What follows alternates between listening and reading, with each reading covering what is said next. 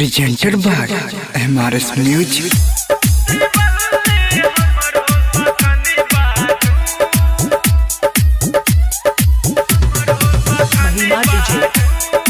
महिमा डीजे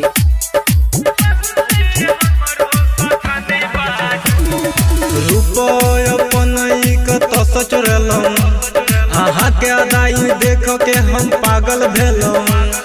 भौआ लागैया बान लागैया खिले बैजान बात एगो मानू ये बन जाओ हमर प्राण। होने ना यहाँ के जादू श्री बदले के नहीं बेकाबू रूप नहीं हंसा जो श्री बदले हमरो सखनी बाजू।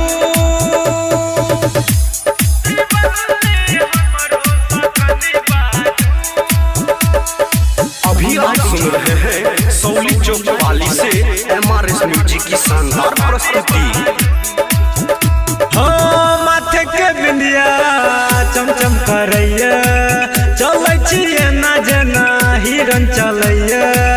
बड़ी फुर्सत यहाँ बनल छियै कहीं नहीं छै निशानी छियै अजीरन।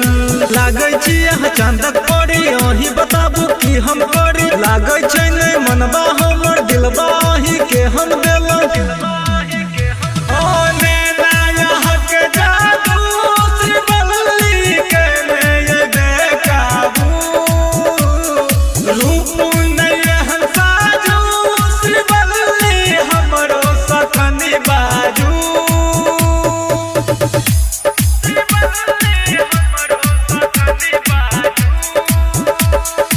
अभी आप सुन रहे हैं सौली चौक वाली से MRS म्यूजिक की शानदार प्रस्तुति।